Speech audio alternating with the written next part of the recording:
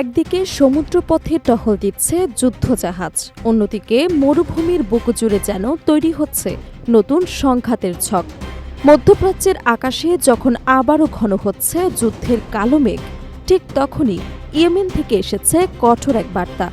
হুতিদের সঙ্গে আর কোনো নতুন যুদ্ধবিরতি নয়, দীর্ঘদিনের সংঘাত থামাতে একের পর এক কূটনৈতিক উদ্যোগ নেওয়া হলেও স্থায়ী শান্তি ফেরেনি দেশটিতে।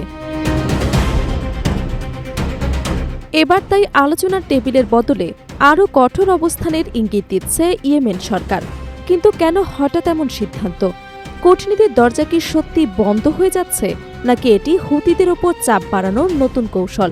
আর ইয়েমেনের এই সিদ্ধান্ত লোহিত সাগরের নৌপথ থেকে শুরু করে পুরো মধ্যপ্রাচ্যের নিরাপত্তা পরিস্থিতিকে কতটা বদলে দিতে পারে?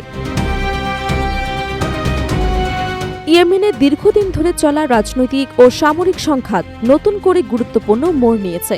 হুতিদের সঙ্গে আর কোনো নতুন যুদ্ধবিরতি চুক্তিতে যাওয়ার পরিকল্পনা নেই বলে জানিয়েছেন আন্তর্জাতিকভাবে স্বীকৃত ইয়েমেন সরকারের প্রেসিডেন্সিয়াল লিডারশিপ কাউন্সিলরের চেয়ারম্যান রাশাদ আল আলিমি। মধ্যপ্রাচ্য ভিত্তিক সংবাদ মাধ্যম মিডল ইস্ট আইয়ের প্রতিবেদনে এ তথ্য জানানো হয়েছে। আল আলিমি স্পষ্ট করে বলেছেন, অতীতের অভিজ্ঞতার পুনরাবৃত্তি ঘটাতে পারে এমন কোনো নতুন যুদ্ধবিরতির পক্ষে ইয়েমেন সরকার নেই। তার বক্তব্যে উঠে এসেছে, সাময়িকভাবে অস্ত্রের ব্যবহার বন্ধ করলেই দীর্ঘস্থায়ী শান্তি প্রতিষ্ঠা সম্ভব নয়, বরং এমন একটি রাজনৈতিক ও নিরাপত্তা কাঠামো প্রয়োজন যেখানে রাষ্ট্রের সার্বভৌমত্ব অক্ষুণ্ণ থাকবে এবং দেশের সব অস্ত্রের নিয়ন্ত্রণ থাকবে একক রাষ্ট্রীয় কর্তৃপক্ষের হাতে। ইয়েমেন সরকারের এই অবস্থানের পেছনে অন্যতম কারণ হুতিদের সামরিক শক্তি। আল আলিমির ভাষ্য অনুযায়ী আন্তর্জাতিকভাবে স্বীকৃত ইয়েমেন সরকার হুতিদের শান্তি প্রতিষ্ঠার অংশীদার হিসেবে নয়, বরং যুদ্ধ এবং ধ্বংসের একটি প্রকল্প হিসেবে বিবেচনা করে। তার মতে, দীর্ঘদিন ধরে হুতিদের সামরিক কর্মকাণ্ড ইয়েমেনের রাষ্ট্রীয় প্রতিষ্ঠান ও সার্বভৌমত্বকে দুর্বল করেছে।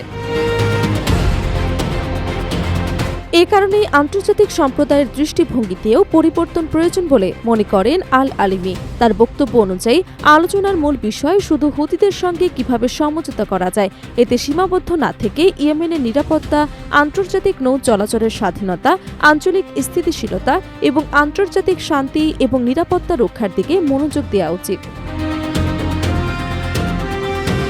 ইয়েমেনের এই অবস্থান বিশেষভাবে গুরুত্বপূর্ণ লোহিত সাগর ও এর আশেপাশের সামুদ্রিক নিরাপত্তার কারণে।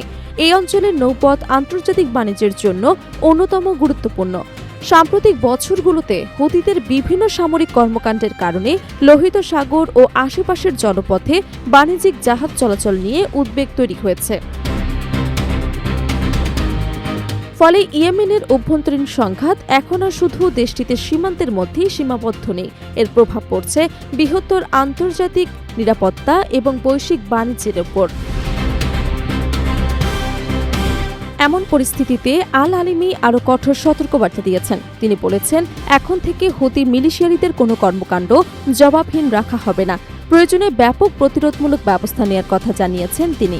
তার এই বক্তব্য থেকে ধারণা করা হচ্ছে, ইয়েমেন সরকার হুতিদের বিরুদ্ধে সামরিক ও রাজনৈতিক দুই ক্ষেত্রেই চাপ বাড়ানোর প্রস্তুতি নিচ্ছে। তবে যুদ্ধের বদলে স্থায়ী শান্তির কথাও বলেছেন ইয়েমেনের এই শীর্ষ নেতা। তার মতে, প্রকৃত শান্তি প্রতিষ্ঠার জন্য শুধু একটি সামরিক যুদ্ধবিরতি যথেষ্ট নয়, প্রয়োজনের রাষ্ট্র প্রতিষ্ঠান পুনরুদ্ধার, দেশের সার্বভৌমত্ব প্রতিষ্ঠা এবং অস্ত্রের উপর রাষ্ট্রের একক নিয়ন্ত্রণ নিশ্চিত করা। তবে প্রশ্ন থেকে যাচ্ছে, এই কঠোর অবস্থান কি ইয়েমেনকে দীর্ঘস্থায়ী শান্তির দিকে নিয়ে যাবে, নাকি নতুন করে সামরিক উত্তেজনা বাড়াবে? হুতিরা কিভাবে এই বার্তার জবাব দেয়, আর আন্তর্জাতিক শক্তিগুলো পরিস্থিতি নিয়ন্ত্রণে কি ভূমিকা নেয়, তার উপরই অনেকটা নির্ভর করছে লোহিত সাগর ও পুরো মধ্যপ্রাচ্যের আগামী দিনের নিরাপত্তা পরিস্থিতি।